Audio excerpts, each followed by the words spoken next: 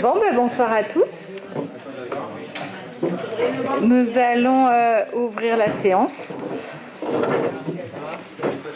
Je vous propose comme secrétaire de séance le plus jeune d'entre nous, qui est donc Arnaud Godefroy. Et si personne ne s'y oppose, bien sûr. Et afin qu'il puisse faire l'appel. Arnaud, on t'écoute. Bonsoir à tous. Béatrice Bonfillon-Chiarassa. Présente. Daniel Guiran. Présent. Sonia Bourreni-Marcelli. Présente. Éric Dezaille. Présent. Marielle Veuillet. Présente. Joanne Michelozzi. Présent. Roland Andraos. Guillaume Volant. Présent. Camille Oliver. Présente. Stéphane Tardif. Présent. Marie-Dominique Bagous. Présente. Joël Albanese. Présente. Karine Garcia. Éric Lepage. Il aura du retard et pour l'instant, procuration est donnée à Patrick Massol. Annie Ortiz. Présente. Christophe Caza. Présent. Nawel Bekaïr. Présente. Hélène Fréchet. Présent. Rayon. Antoine Fournier. Présent. Audrey Borges. Présente. Jacques Skoskov. Présent. Elisabeth Andrieux. Présente. Vincent Delesta. Présent. Marielle Dozan-Marchetti. Patrick Massol. Présent. Thérèse Gessner. Procuration à Roland Andraos. Arnaud Godefroy présent. Sandra Utseri-Weiss. Présente. Nathalie Arnaud. Présente. Hubert Stan. Présent. Solange Lazzarini. Emmanuel Lemasson. Absent. Ok. Merci beaucoup. Le quorum étant atteint, la séance est donc ouverte et nous allons, comme traditionnellement, commencer la séance par l'approbation du procès-verbal du Conseil municipal du 30 mars 2026. Est-ce qu'il y a des questions, des oppositions, des abstentions? Merci beaucoup. Je vais donc passer au compte-rendu des décisions prises en vertu de la délégation du Conseil municipal du 21 mars 2026. Et donc, à votre lecture, la 2026-26, c'est le dépôt d'une demande de subvention auprès du Conseil départemental au titre du soutien aux lieux artistiques et culturels permanents sur l'exercice 2026 pour un montant de 20 000 €. La 2026-27 est la signature d'un marché adapté avec la société CMT basée à Aix-en-Provence pour la fourniture et la pose de brasseurs d'air dans 3 écoles de Fuveau, maternelle du 14 juillet, maternelle et élémentaire Ouvière, pour un montant de 79 980 € 61 centimes hors taxe. La 2026-28 est la désignation de maître Olivier Burthez-Doucet devant le tribunal administratif de Marseille dans le contentieux engagé par M. Julien Lecardonnel, demandant l'annulation de l'arrêté accordant avec prescription le permis de construire numéro PC 013 040 25 L 0019, valant division parcellaire pour le projet de la Roucaude, délivré par le maire de la commune de Fuveau en date du 15 janvier 2026. La 2026-29 est la signature d'une convention avec le parc Rocher Mistral à la Barbin pour accueillir les enfants de la LSH le 23 avril 2026 pour un coût total de 627 € TTC. La 2026-30 est le dépôt d'une demande de subvention auprès du Conseil départemental au titre du développement de la pratique culturelle et artistique sur l'exercice 2026 pour un montant de 19 140 € 53 centimes.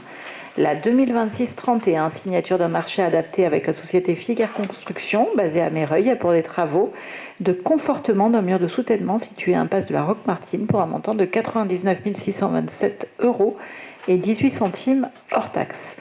La 2026-32 est le versement d'une provision de 4 000 € hors taxe à valoir sur la rémunération de M. Courret, expert désigné par ordonnance de référé du 14 mars 2026 du tribunal judiciaire d'Aix, dans le contentieux opposant la commune de Fuveau au consort Agostini-Chiusti pour le mur de soutènement à l'accès du lotissement L'Alexandrin. Le 2026-33 est la reconduction du contrat de service avec la société Berger-Levrault, portant sur le module graphique e-cimetière pour un montant annuel de 846,94 € hors taxe. 2026-34, c'est l'encaissement de la somme de 1 500 € versée par la société compagnie foncière d'aménagement résultant de l'ordonnance du juge de la mise en état rendue le 24 mars 2026 par le tribunal judiciaire d'Aix-en-Provence. Cette présentation ne donne pas lieu au vote. Par contre, je réponds très volontiers à vos questions. Pas de questions particulières ? Ok, donc nous passons à la première délibération qui concerne la constitution de la commission communale des impôts directs. Vous savez que conformément à l'article 1650, paragraphe 3 du Code général des impôts, la commission communale des impôts directs doit être reconstituée à la suite du renouvellement du conseil municipal. Cette commission est présidée par Madame le maire ou l'élu délégué et comprend 8 commissaires titulaires et 8 commissaires suppléants désignés par le directeur des services fiscaux sur proposition d'une liste en nombre double, approuvée par le conseil municipal. Suite à un appel à candidature, les administrés suivants se sont portés candidats. Donc vous avez les noms. Il en manque un, puisqu'il y avait une retardataire d'hier, mais la liste étant incomplète, des commissaires seront désignés d'office, comme le prévoit la loi, par le directeur régional des finances publiques. Donc, nous vous proposons d'approuver la liste ci-dessous et de la transmettre à monsieur le directeur des services fiscaux. Une intervention ? Vas-y, il faut que tu cliques, Nathalie. Voilà. Là, c'est bon. C'est bon. Là, c'est bon. Ouais, Juste d'office, ça veut dire comment il va faire pour désigner ? Ils vont être tirés au sort. Hein. Tiré au sort. Ouais. Ok. Merci. Alors, il nous faut voter cette délibération. Qui est contre ? Qui s'abstient ? Merci beaucoup. La délibération 2.2 concerne le droit de formation des élus. Avec l'article 2123-12 du CGCT, dispose que les membres d'un conseil municipal ont droit à une formation adaptée à leurs besoins. Les frais de formation sont une dépense obligatoire pour une commune à condition que l'organisme de formation soit agréé par le ministre de l'Intérieur. La formation choisie doit être en adéquation évidemment avec les fonctions de l'élu. Elle doit présenter un lien direct avec le mandat exercé et une corrélation directe avec les fonctions exercées. Donc, nous vous demandons de bien vouloir approuver cette délibération, mais nous pouvons répondre à l'ensemble de vos questions. Pas de questions, du coup on passe au vote. Qui est contre ? Qui s'abstient ? Merci beaucoup.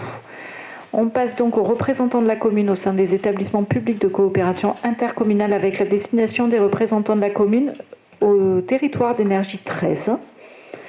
Il nous faut désigner un membre titulaire et un membre suppléant.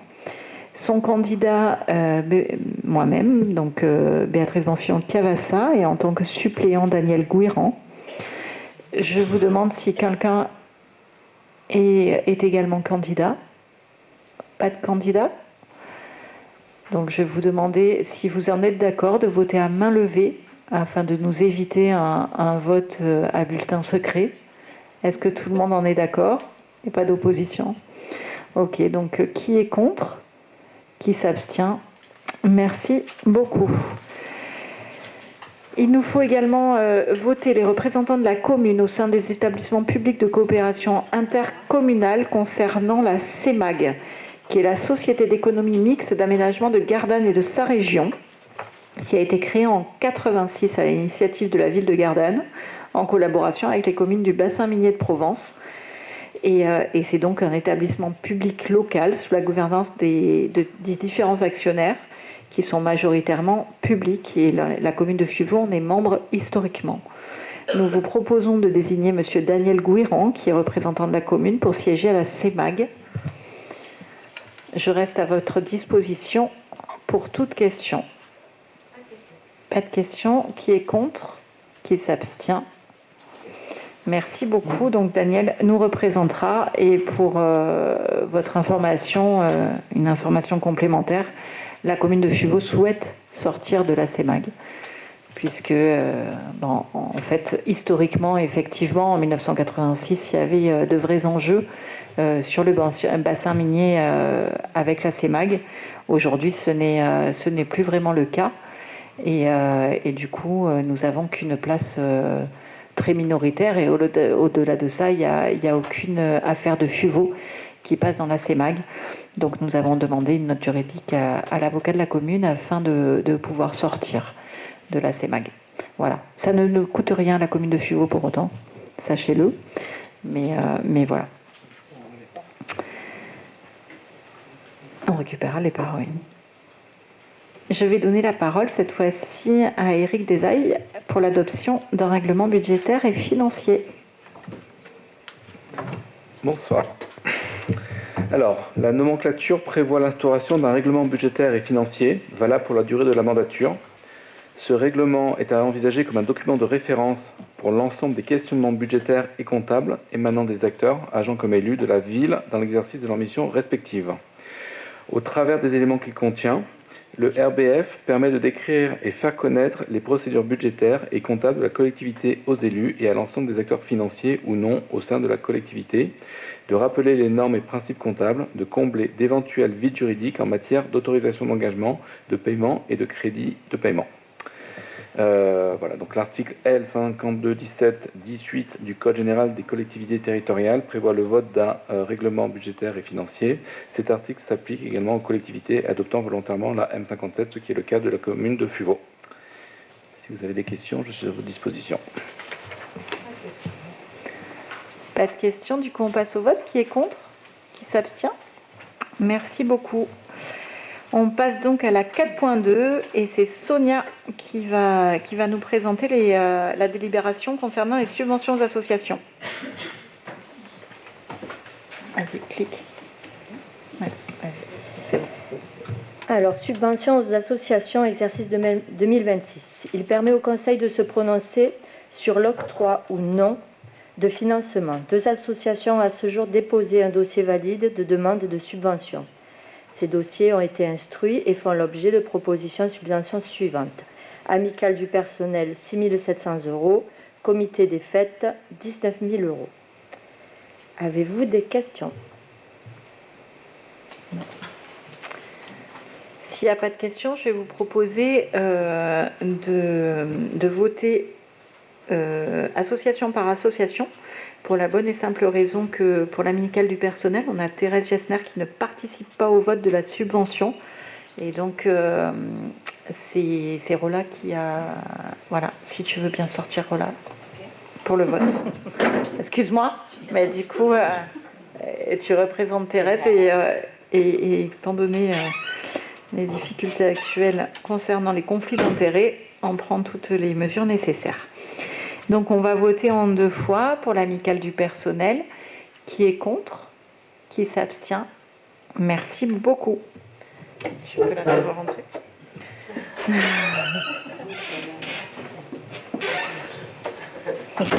Merci, Rola. Pour le comité des fêtes, qui est contre? Qui s'abstient? Merci beaucoup. On passe donc au 4.3. Et c'est Johan Michelosi qui va s'en occuper pour les subventions aux associations concernant les coopératives scolaires. Bien, bonsoir. Donc, chaque année, il est proposé d'octroyer une subvention aux coopératives scolaires. Je vous rappelle que cette subvention n'est absolument pas obligatoire. C'est un choix.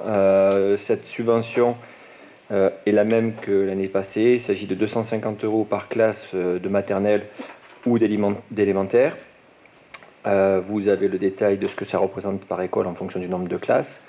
Petite précision aussi sur l'école de l'école Ouvière, il y a bien les 11 classes qui auront cette subvention, c'est-à-dire la classe Ulysse aussi, qui est concernée, qui est une classe à part entière, même si elle intègre des enfants sur le temps scolaire. Donc il y a toutes les classes qui sont concernées.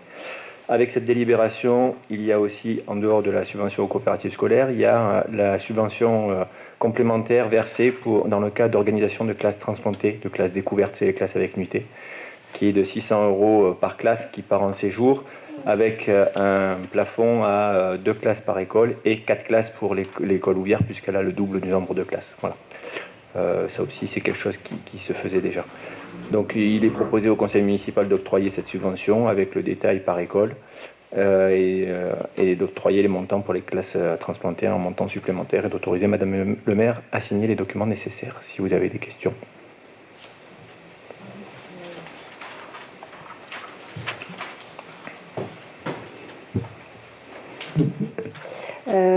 Moi, j'avais une question, mais c'est par rapport au budget qui est attribué pour le matériel scolaire. Je sais que ça n'a rien à voir avec la...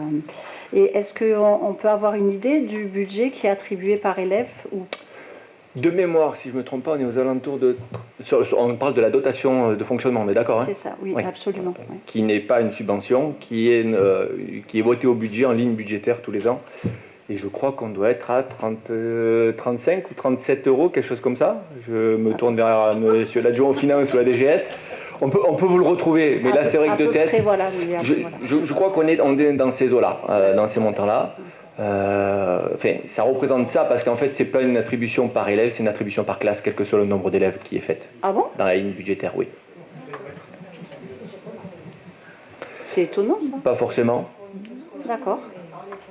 Oui, elle parle de la dotation globale de fonctionnement. Non, on est passé en... Là, c'était pour vous donner une idée, mais on est passé au forfait classe. Et là aussi, encore une fois, au forfait classe, la classe Ulysse ne compte pas avec un nombre d'élèves, elle compte pour une classe entière. Après, il y a des logiques, notamment, alors on n'en a pas sur FUO, mais avec les dédoublements de classe, etc., c'est plus intéressant après de faire au forfait classe. D'accord. Okay.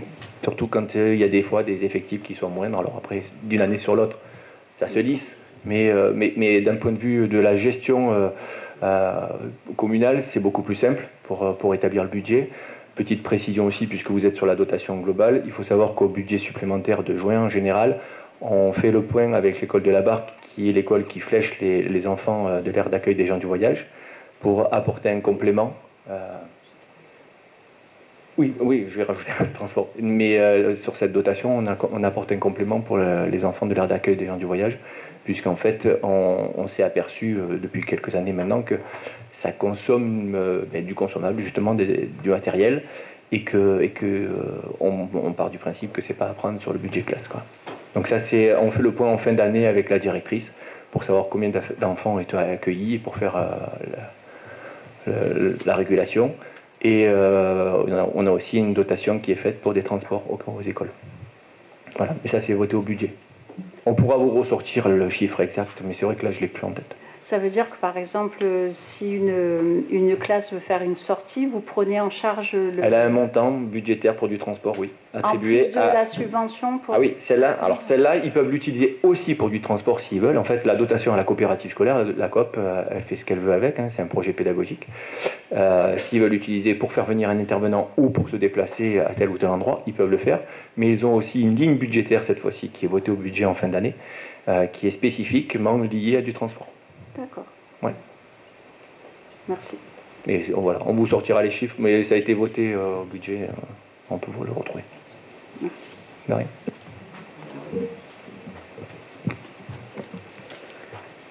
S'il n'y a pas d'autres questions, on passe au vote. Qui est contre? Qui s'abstient? Merci beaucoup. On passe au 4.4 et c'est Eric qui va nous en parler pour la subvention exceptionnelle attribuée à l'amicale du personnel de la ville de Fuveau. Donc la commune participe et offre, au titre de sa politique d'action sociale, plusieurs prestations à ses agents municipaux. L'ensemble des prestations et manifestations est étudié en partenariat et concertation avec l'amicale du personnel municipal qui a souhaité administrer en direct le budget consacré par la commune à ces différentes actions. L'objectif étant de gérer de façon beaucoup plus souple les crédits octroyés et de bénéficier de nombreux avantages. Il s'agit pour l'exercice 2026 d'achat de jouets de Noël pour les enfants du personnel âgés de 0 à 14 ans pour un montant global pour ces enfants-là de 3 500 € et d'une participation au spectacle de fin d'année des enfants du personnel pour un montant de 1 500 €. Il est donc proposé au conseil municipal de répondre favorablement à cette demande, sous réserve toutefois de délibérer chaque année de façon spécifique sur le montant des prestations d'action sociale à verser sous forme de subvention à l'association amicale du personnel municipal, soit 5 000 € pour l'exercice 2026, et de contrôler annuellement que les sommes versées ont bien été utilisées aux fins initialement prévues. Est-ce que vous avez des questions? Pas de questions? Qui est contre? Qui s'abstient? Ah oui, pardon. Donc, effectivement, voilà, sort.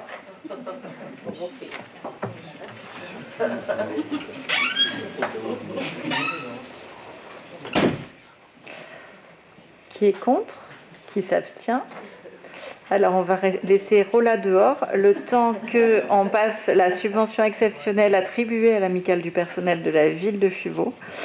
Et c'est à la demande des représentants du personnel et que la municipalité a étudié la possibilité d'octroyer aux agents du personnel municipal ayant effectué un certain nombre d'années au service de la collectivité une récompense, entre guillemets, avec des gros guillemets, puisque c'est surtout que nous souhaitions les remercier.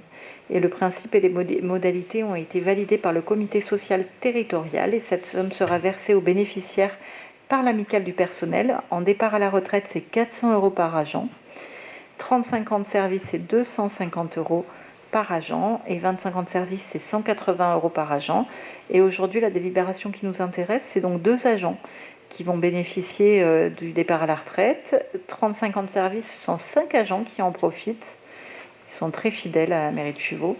Et 25 ans de service, ce sont 2 agents. Donc, on vous demande de bien vouloir valider cette délibération si vous le souhaitez. Et avant ça, on peut répondre à toutes vos questions. Pas de questions? Qui est contre? Qui s'abstient? Merci beaucoup. On passe donc à la 4.6, c'est la société Grand Delta Habitat pour l'acquisition de la résidence La Rocade pour une garantie partielle d'emprunt. Et c'est Eric qui s'en charge. La société Grand Delta Habitat a fait l'acquisition auprès de la société Unicil de la résidence La Rocade, ensemble immobilier composé de 21 logements individuels, donc typologie 2T3, 17 T4 et 2T5, situés quartier Les Longs-Cols à Fuveau. Cette acquisition, financée au moyen du prêt transfert de patrimoine, a fait l'objet d'une demande de contrat auprès de la Caisse des dépôts et consignations. La société Grand Delta Habitat, bailleur social de ce programme, sollicite la garantie de la commune à hauteur de 50% pour cet emprunt d'un montant total de 3 391 500 €. Les 50% restants étant garantis par la métropole Aix-Marseille-Provence. En contrepartie de sa garantie, la commune bénéficiera d'un droit de désignation des locataires. Voilà, donc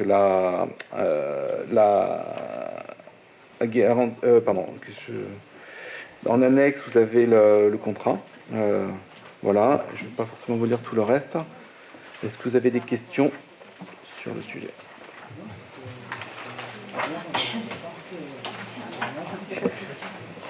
S'il n'y a pas de questions, on passe au vote. Qui est contre? Qui s'abstient? Merci beaucoup.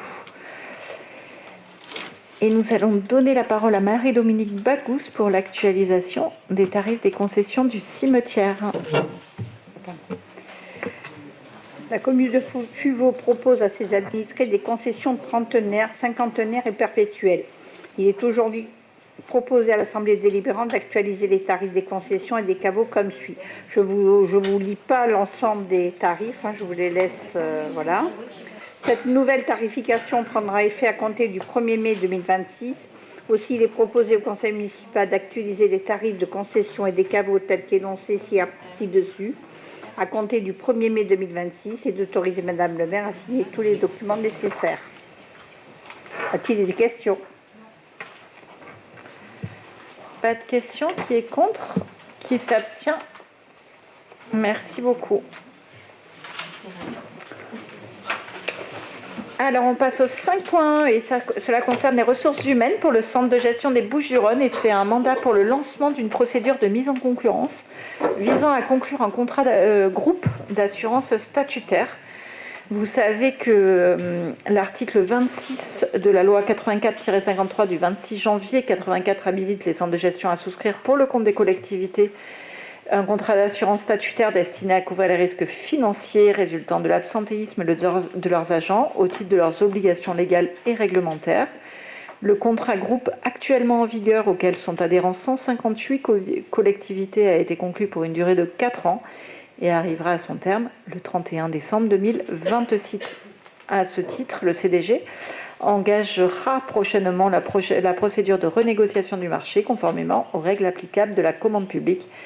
Il nous est donc important de devoir délibérer sur ce sujet pour décider de se joindre à la procédure de renégociation du contrat avec le CGG 13 et de prendre acte que les taux de cotisation qui lui seront soumis préalablement afin qu'il puisse prendre la décision d'adhérer ou pas au contrat groupe d'assurance des risques statutaires souscrit par le CDG 13 à compter du 1er janvier 2027. Bienvenue, Monsieur Lepage.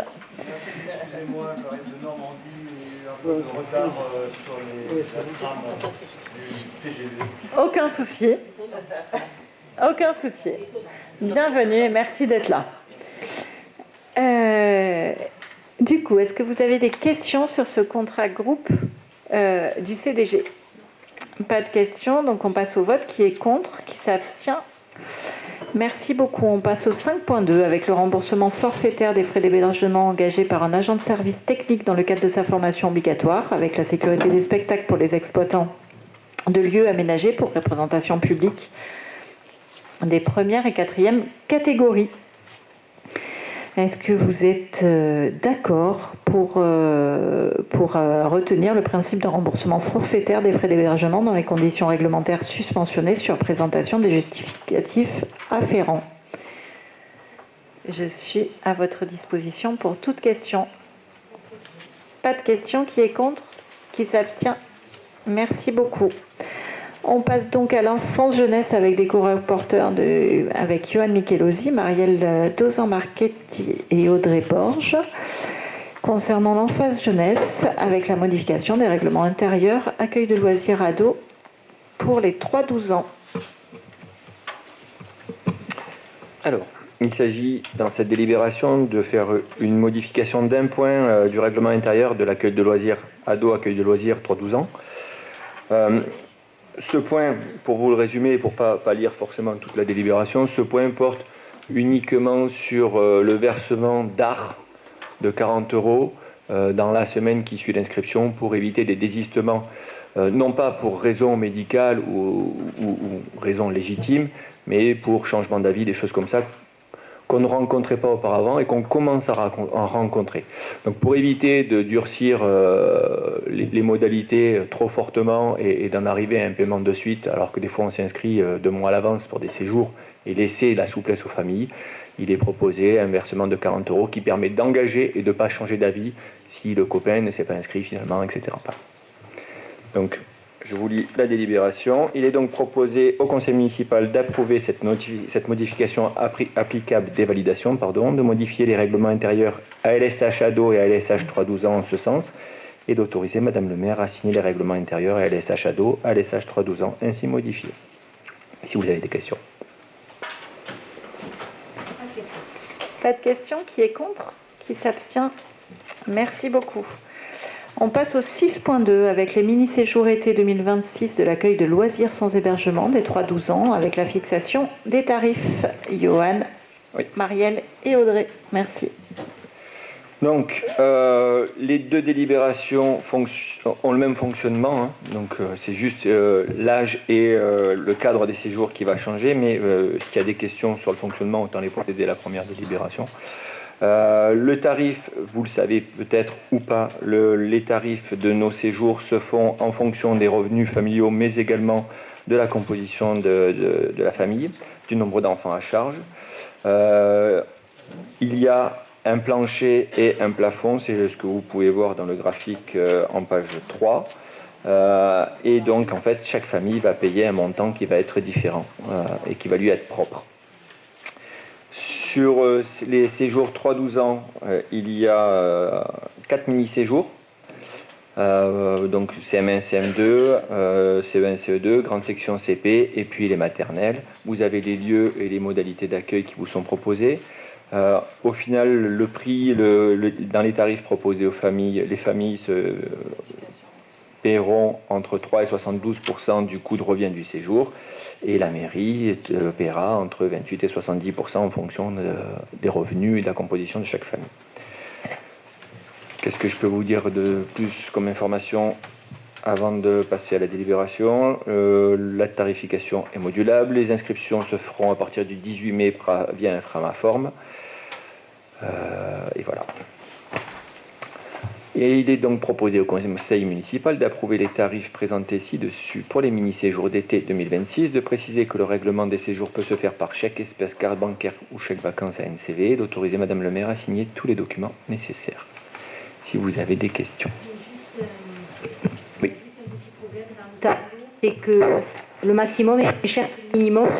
De 5, là, dans le tableau de la page 3, c'est 160 € minimum et 80 € maxi. Il y a juste une inversion dans le tableau qu'il faut corriger, sinon c'est plus. Dans quel tableau? Je ne le vois pas. Dans le tableau en haut de la page 3, d'accord, oui. Tableau présentant le bornage des tarifications. La dernière ligne sur le nombre de jours, oui. Il y a marqué que le minimum c'est 160 €. Maximum. Ah, sur ça là. C'est à l'envers. Ah en oui, fait. oui, Il faut ok. corriger ça pour que ce Absolument. soit. Tu as bien raison. Merci beaucoup. Merci.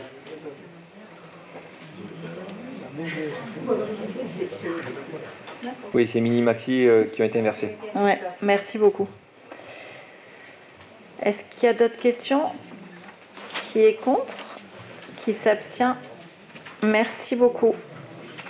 Le 6.3, ce sont les séjours été 2026 pour les ados. Donc il s'agit des mêmes modalités, mais cette fois-ci pour la tranche d'âge 12-17 ans. Il y a moins de séjours, il n'y en a que 2. Petite particularité, si vous avez comparé par rapport à l'année antérieure, il y a 2 séjours de même durée, alors que l'année antérieure, il y avait 5 jours 4 nuits et 7 jours 6 nuits. Pourquoi? Parce qu'il y a eu un retour fait par les enfants l'année dernière qui ne trouvaient que c'était un petit peu long le 7 jours, donc il a été réduit. Et en échange, le nombre de places pour le séjour à Chorges, puisqu'il se déroule en même temps qu'un séjour des CM, a été légèrement augmenté, ce qui permet, nous, de maîtriser les coûts de structure et de déplacement, et même de les optimiser avec un quart. Donc on pourra permettre à plus d'enfants d'y participer, en réduisant en maîtrisant les coûts par les 2 jours en moins sur le séjour à la mer.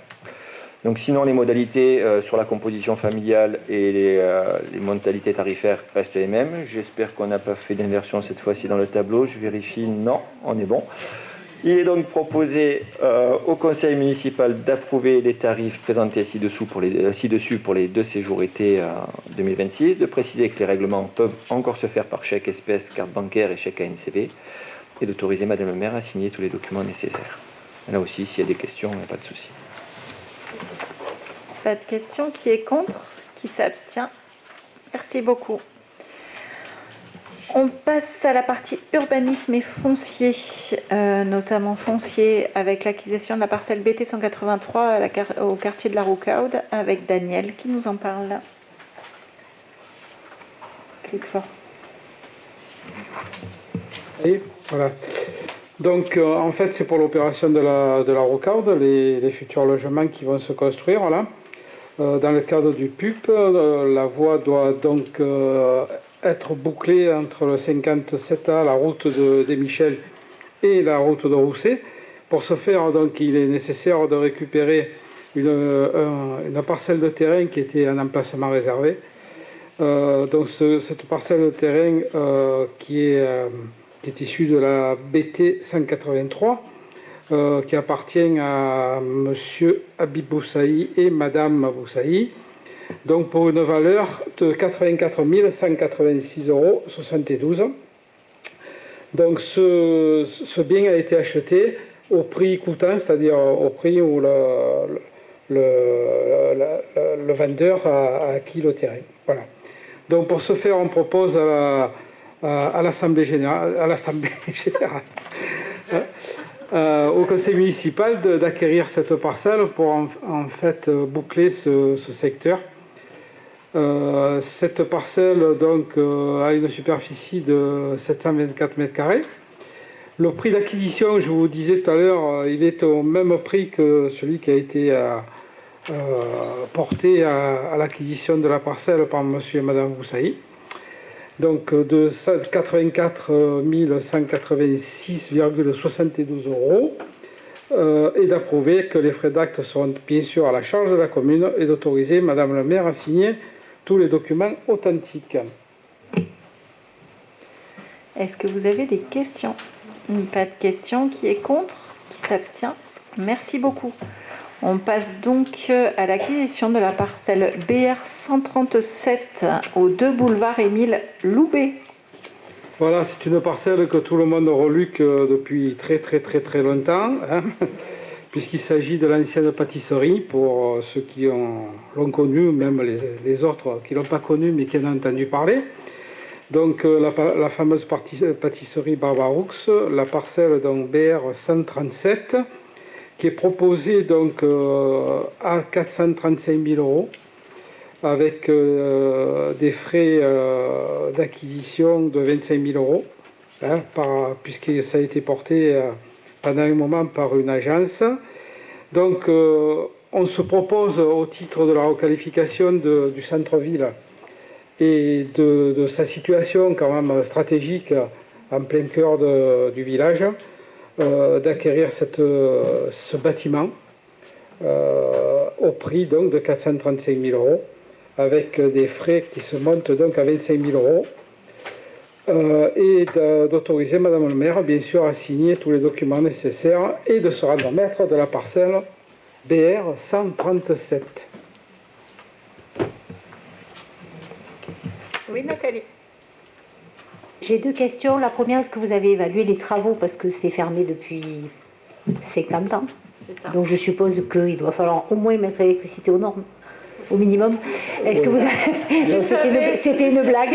Non, mais voilà. Donc du coup, est-ce que vous avez une idée du montant des travaux et une idée de ce que comment vous voudriez que la commune l'utilise? Voilà. Alors sur les deux questions, je peux en répondre à une déjà, ça c'est sûr, puisque cette parcelle était dans les mains d'un liquidateur judiciaire en fait, hein, et elle était estimée à beaucoup plus que ça. Elle était estimée à 560 000 euros. Et lorsqu'on a fait une deuxième visite avec l'inspecteur des domaines, effectivement, on a décelé quand même qu'il y avait des perturbations un petit peu dans le bâtiment. On ne parle même pas de la partie électrique, bien évidemment, hein, puisque tout est resté en l'état lors de la fermeture en 66, je crois. Hein, voilà. Donc effectivement, il y a quand même une remise en état intérieur, mais le bâti est quand même sain dans son ensemble. Bon, il y a eu des fenêtres qui sont restées ouvertes pendant quelques temps, qui ont fait qu'il y a quelques petits gens qui sont rentrés, un petit peu d'eau, mais on ne peut pas dire que les planchers sont en très mauvais état. Par contre, effectivement, il y a quelques fentes sur des plafonds qui nécessitent une expertise un peu plus poussée. Mais l'inspecteur de domaine a quand même tenu compte de ça et a fait baisser d'un bon prix plus de 130 000 euros de moins, quoi. Voilà. Par contre, pour la seconde question, je ne peux pas vous répondre aujourd'hui parce qu'on est en cours de travail sur ce sujet-là. Qu'est-ce qu'il va devenir du bâtiment? Est-ce que ça sera du logement, de l'activité, du commerce? Bon, nous on a nos petites idées, mais les élus nouveaux aussi ont peut-être les leurs. Donc il faudra qu'on soit d'accord sur une destination précise et bien sûr on vous en fera part dès que la décision sera prise. Et si vous avez des idées, vous êtes les bienvenus.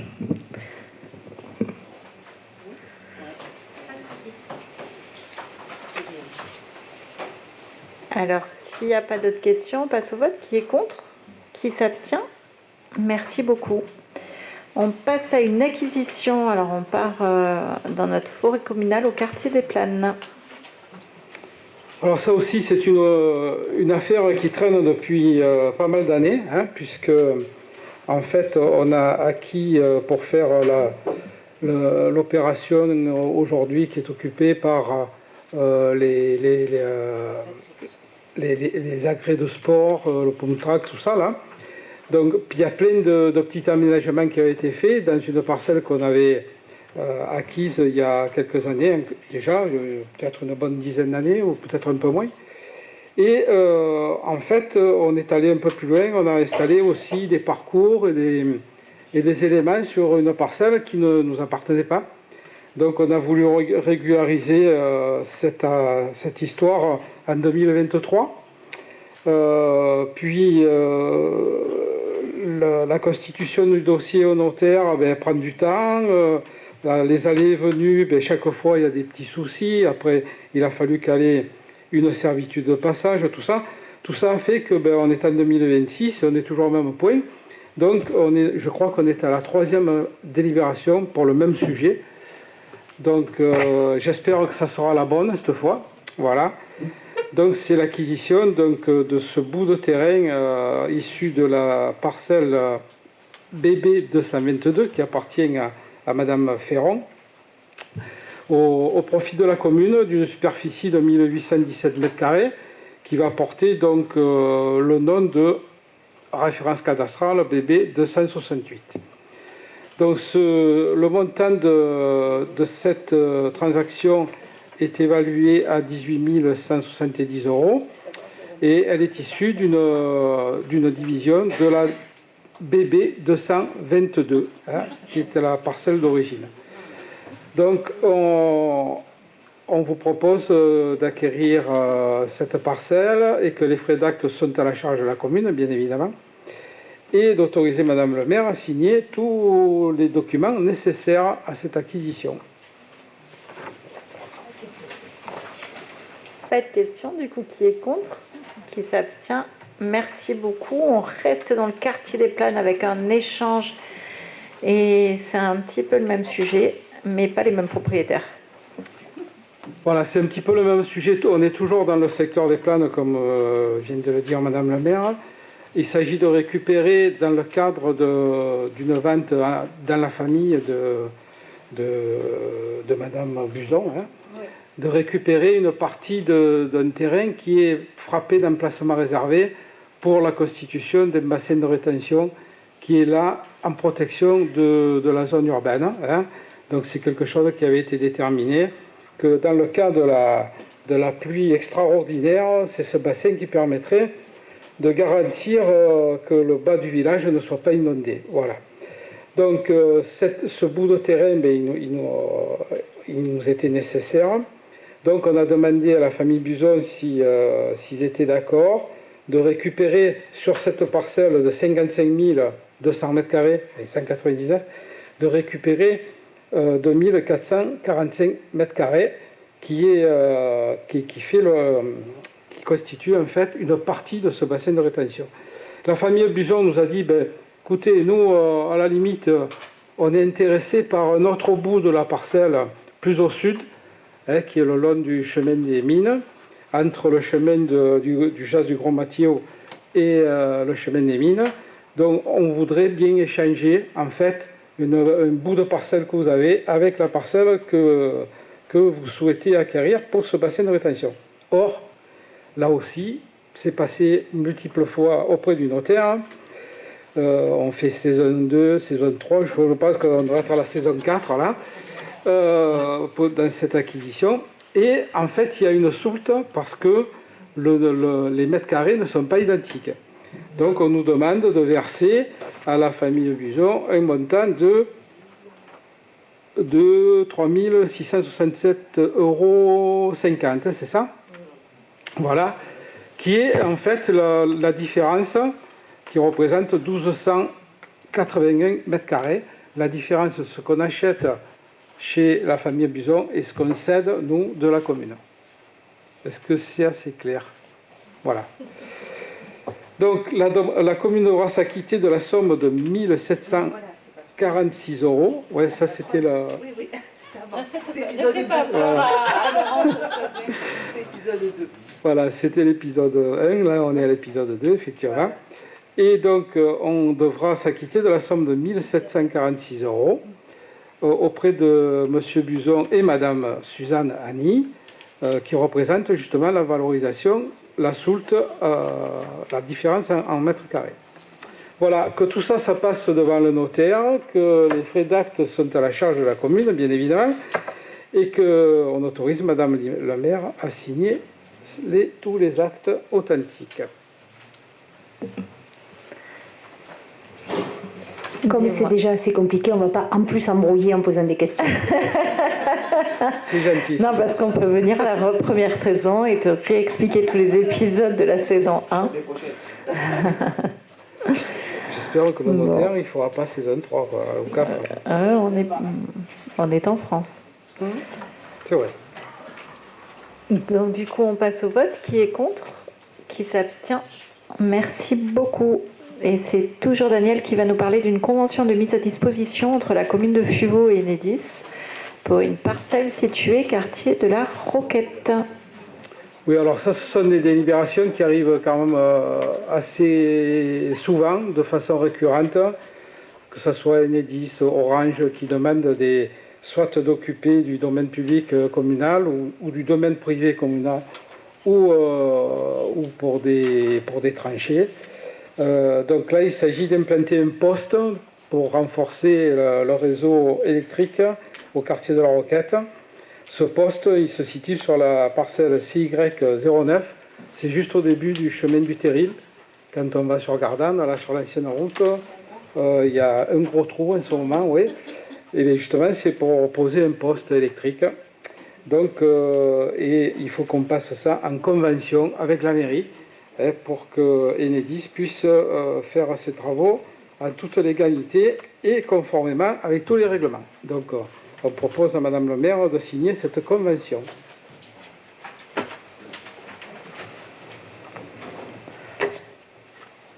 Pas de questions? Qui est contre? Qui s'abstient? Merci beaucoup. Et donc, je passe à l'ultime délibération qui concerne la participation communale à la réflexion des chemins privés à l'impasse des Pies. Voilà, ça aussi, ce sont des délibérations qui, vous le verrez pendant tout le mandat, qui arrivent assez souvent, quoi. C'est l'aide communale à la réfection des chemins privés, donc qui a été encadrée par une délibération du 26 janvier 2005 et qui propose donc de verser 30% du montant des travaux avec un plafond de 5 500 euros, pardon, que tout autant que tous les riverains de ce chemin soient d'accord pour que ces travaux soient exécutés, bien sûr. Voilà. Donc là, d'après les devis qui ont été examinés par les services techniques, qui s'élèvent à 17 646 euros. Donc c'est l'entreprise retenue et la société MSE basée à Fuveau. Donc il s'agit de faire un béton de 10 cm avec un treillis soudé sur une surface de 346 mètres à l'impasse des Pies. L'impasse des Pies, c'est juste au nord de la zone urbaine, au-dessus du cimetière. Là. Donc, il est proposé à l'Assemblée délibérante de voter donc de subvention de 5 293,80 € à cette société et de préciser que les crédits nécessaires sont prévus au budget de la commune et d'autoriser Madame la maire à signer tous les documents nécessaires. Oui, monsieur Stan. Là, c'est assez anodin comme chiffre, mais je dirais que ça pose un peu plus globalement la limite entre tout ce qui est de l'ordre du privé et du public dans cette histoire. Donc c'est pour ça qu'on est un peu... Parce qu'en gros, on utilise des fonds publics pour financer des travaux privés sans aucune contrepartie.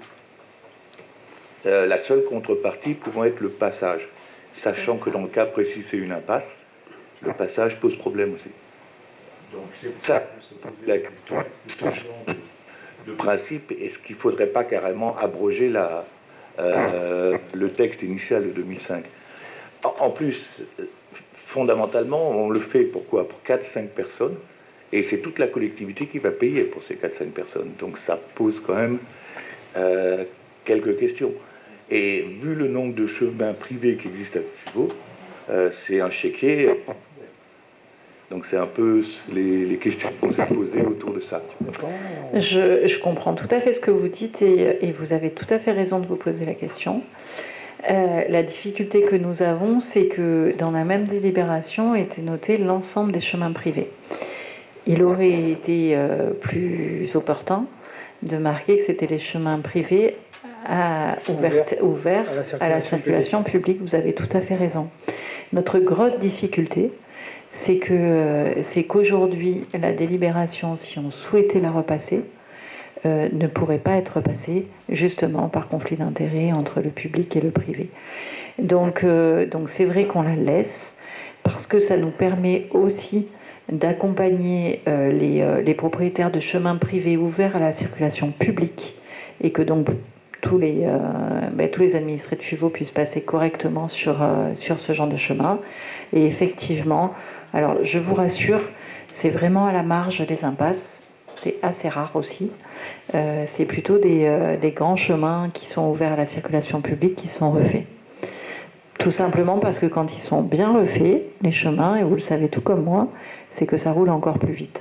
Donc il y a beaucoup de personnes qui sont dans des chemins privés ou dans des impasses qui ne souhaitent pas faire refaire, ils rebouchent les trous pour éviter qu'il y ait des personnes qui passent trop vite sur leur chemin. Mais vous avez raison, on ne peut pas aller contre ce que vous dites. Pour autant, enlever et abroger purement et simplement, c'est enlever la possibilité aux personnes qui habitent dans un chemin privé ouvert à la circulation publique d'être accompagnées. Et du coup, là, ça pose un vrai problème. Parce qu'il y a beaucoup de chemins, vous avez raison, privés sur Fuveau, mais beaucoup de chemins privés qui sont ouverts à la circulation publique à Fuveau. Donc ça poserait un vrai problème aussi. C'est la raison pour laquelle la délibération reste en place.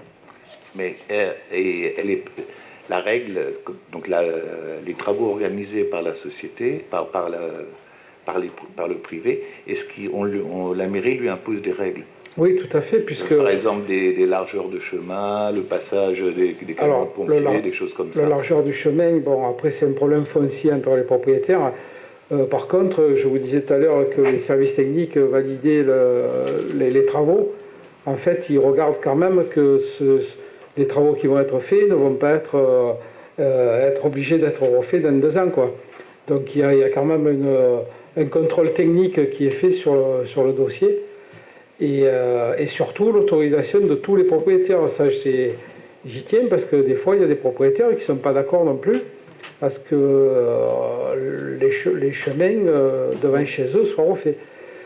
Je complémente par rapport aussi à ce que vous dites, c'est que beaucoup de chemins privés qui sont ouverts à la circulation publique, on a les services quand même nationaux qui les empruntent. Il peut y avoir les pompiers, mais il y a la poste qui passe tous les jours.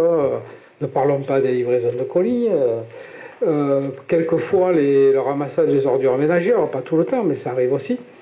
Et ils ont souvent aussi un intérêt peut-être collectif, selon les quartiers qui relient également. Voilà.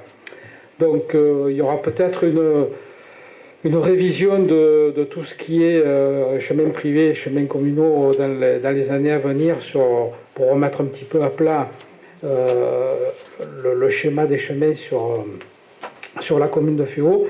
Mais il faut savoir qu'on a à peu près un tiers de la population qui quand même habite en dehors de la zone urbaine. Donc c'est un petit moyen de les aider aussi.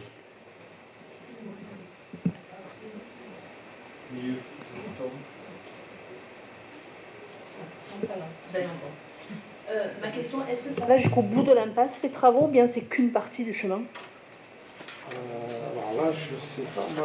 Je n'ai pas le dossier avec moi, mais on peut le vérifier quand même. Ouais. Mais là, il est noté impasse des Pies, ouais. Donc normalement, ça va jusqu'au bout? Normalement, oui. D'accord, merci. 346 mètres carrés.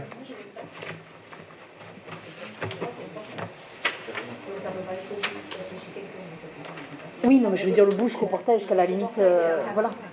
Mais savoir si ça va jusque-là ou pas. Il y a 4 personnes qui sont concernées, visiblement, dans le dossier. Mais peut-être effectivement que réfléchir à globalement tous les chemins privés qui sont utilisés par tout le monde pour aller d'un endroit à l'autre et pouvoir faire entre guillemets un audit pour pouvoir savoir où on va dans ces dépenses. Parce que si on pouvait l'évaluer avant, on pourrait dire cette année il y a 50 km de chemin à faire à Fuveau, qu'est-ce qui est le mieux disant? pour avoir des tarifs plus intéressants peut-être aussi. Voilà. Mais bon, après... Ça, tu as tout à fait raison. Après, notre difficulté, c'est qu'il faut que ce soit les propriétaires qui s'entendent. Alors, il faut que tous les propriétaires de tout le chemin soient d'accord. Enfin, tu vois, je reconnais que ce serait beaucoup plus confortable de pouvoir avoir une vision, et tu as raison. Mais c'est vrai que c'est compliqué. Et étant donné la difficulté d'aujourd'hui, on ne pourrait pas repasser une délibération comme telle. Donc c'est pour ça qu'on ne la touche pas. Mais effectivement, elle mériterait d'être amendée sur différents points, et je vous rejoins. Mais bon, ça permet aussi d'accompagner quand même plusieurs personnes. Voilà. Quatre propriétaires. Ouais. S'il n'y a plus de questions, on passe au vote. Qui est contre? Qui s'abstient? Merci beaucoup. Il n'y a plus de délibération, donc l'ordre du jour est terminé. Je vous souhaite une excellente soirée et à très bientôt.